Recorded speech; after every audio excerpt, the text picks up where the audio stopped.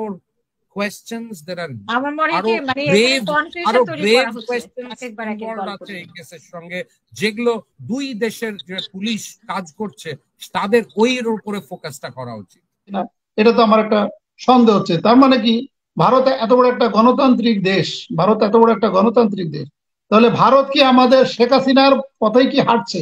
মানে ভারতের এখনকার যে সরকার মোদী, সে কি শেখ হাসিনার পথেই কি হাঁটছে? নন্দনন্দী, আপনি যেটা বললেন আমার কাছে একটু অবাকই লাগছে যে তাহলে একটা ইনভেস্টিগেটিভ ম্যাটার, যেখানে কলকাতা এটা মামলা হয়েছে, তাহলে কলকাতা পুলিশই বা ডিবির হারুন সাহেবকে মিডিয়াতে কলকাতায় যে বক্তব্য দেওয়ার জন্য কিভাবে এলাও করলো?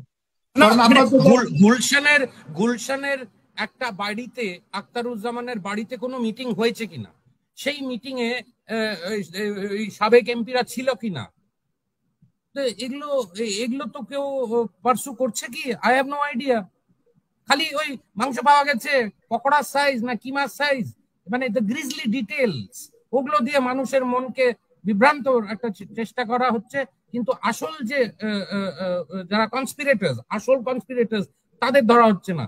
আখতারুজ্জামান শাহিনের কি স্ট্রং মোটিভ থাকতে পারে টু কিল সামবডি যার সঙ্গে ওর বিজনেস অ্যাসোসিয়েশন ছিল? আর টাকার লেনদেনে যদি ঝামেলা হয়ে থাকে, টাকার লেনদেনের ঝামেলাগুলো কিন্তু মেটানো যায়, নেগোসিয়েশনের থ্রু দিয়ে মেটানো যায়। It doesn't have to reach the stage of murder. তো এই মার্ডার করার যেটাকে আমরা বলি সুপারি বা এই অথরিটি যেটা দেওয়া হয়েছিল বা তাকে যে বলা হয়েছিল যে okay go and get rid of him, সেটা কে বলেছে? Who told him to undertake such a daring act, and that too in a neighbouring country?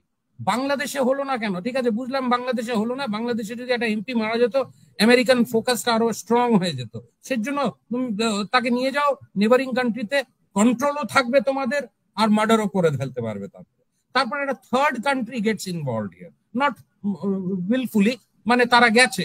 আমি তো বুঝতেই পারছি না নেপাল যাওয়ার দরকারটা কি ছিল আখতারুজ্জামান শাহিনের, তাও আবার দিল্লি হয়ে আবার ফেরত আসো নেপালে, নেপাল থেকে তারপরে ওদিকে যায়। মানে আমার মনে হয় there are far more questions, there are আমার মনে হয় কি মানে কনফিউশন তৈরি করা হচ্ছে একবার আছে এই কেসের সঙ্গে, যেগুলো দুই দেশের যে পুলিশ কাজ করছে তাদের ওই উপরে ফোকাসটা করা উচিত।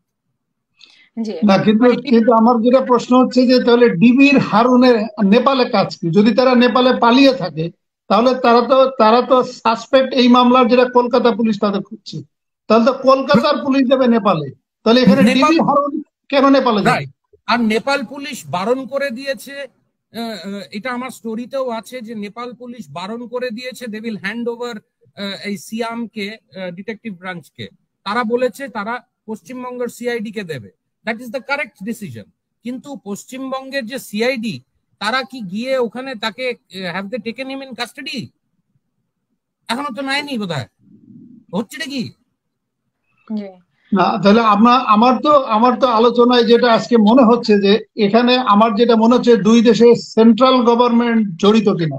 কারণ কলকাতা পুলিশের আমার যে আচরণ দেখে মনে হচ্ছে যে এখানে সেন্ট্রাল গভর্নমেন্ট থেকে, ভারতের সেন্ট্রাল গভর্নমেন্ট থেকে ইনস্ট্রাকশন পাওয়ার পরিপ্রেক্ষিতে তারা যেভাবে নাটক সাজাতে বলেছে সেইভাবে তারা কাজ করছে কিনা, এটা তো আমার একটা সন্দেহ হচ্ছে। তার মানে কি ভারত এত বড় একটা গণতান্ত্রিক দেশ,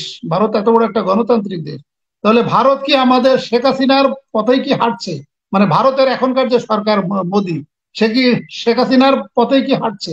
তো তা নাহলে এরকম একটা হত্যাকাণ্ড হলো, একটা পার্শ্ববর্তী দেশে তিনবারের সংসদ সদস্য হত্যাকাণ্ড হলো, আর আমার কলকাতা পুলিশ, যেখানে আমার বাংলাদেশ থেকে ডিবি হারুন যে সেখানে বিবৃতি দিচ্ছে, বক্তব্য দিচ্ছে, মিডিয়াতে স্টেটমেন্ট দিচ্ছে, সেখানে তো একটা ইনভেস্টিগেশন ম্যাটার, এটি একটা সাবজুডিস ম্যাটার।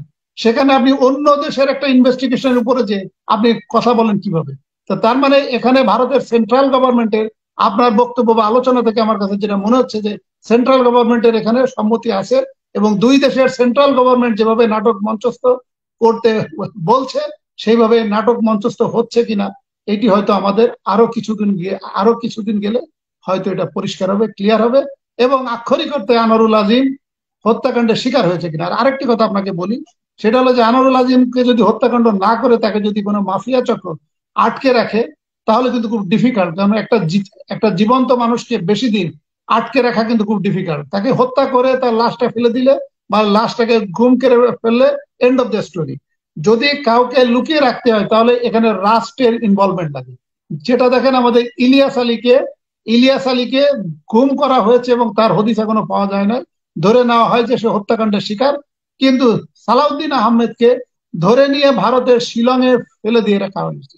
সেখানে ভারত সরকার এখানে সহযোগিতা করেছে এবং সেখানে মামলা হয়েছে এবং মামলায় তাকে সাজা দেওয়া হয়েছে এবং সে মামলায় সাজা দিয়ে 5 বছর সাজা খেটে তারপরেও তাকে বাংলাদেশে মানে আইনি জটিলতায় তাকে আসতে দেওয়া হচ্ছে না। তার মানে যদি সে অপহৃত হয়ে যদি তাকে লুকিয়ে রাখা হয়, সেটা বাংলাদেশের সরকার হোক আর ভারতের সরকার হোক, এখানে সরকারের ইনভলভমেন্ট ছাড়া একটা জীবন্ত মানুষকে এতদিন লুকিয়ে রাখা সম্ভব না। যেটা আমাদের বাংলাদেশে, যেটা আমাদের আয়না ঘর নিয়ে যেটা কথাবার্তা হয়, যেখানে ডিজিএফআই নিয়ন্ত্রণে, সেখানে সাধারণ মানুষের ঢোকার কোনো অধিকার নাই, সাংবাদিকদের ঢোকার কোনো অধিকার নাই। সেখানে শোনা যায় বা আমরা যে সমস্ত সোশ্যাল মিডিয়া বা আল জাজিরা সহ ডয়েচে ভেলের যে প্রতিবেদন দেখেছি, সেখানে আয়না ঘরের যে ভয়াবহতা সম্পর্কে দেখেছি। ওখানে অনেক লোককে নাকি আটক রাখা হয়েছে এবং এখনো তারা আটক আছে। ওই ক্ষেত্রে যদি ভারতে যদি এরকম হয়ে থাকে, তাহলে আমার ধারণা যে ভারতের সেন্ট্রাল গভর্নমেন্টের সহায়তায় হয়তো তাকে কোথাও লুকিয়ে রাখলেও রাখতে পারে। আদারওয়াইজ একটা জীবন্ত মানুষকে এইভাবে লুকিয়ে রাখা যাবে না। একটা মাফিয়ার পক্ষে কিছুদিনের জন্য রাখা সম্ভব, তারপরে তাদের যে সমস্ত দাবি দেওয়া থাকে, এই দাবি দেওয়া পূরণ হয়ে গেলে, অর্থকরী যদি দাবি দেওয়া থাকে সেটা পূরণ হয়ে গেলে আইদার তাকে ছেড়ে দেয় অথবা তাকে হত্যা করে ফেলে। ধন্যবাদ।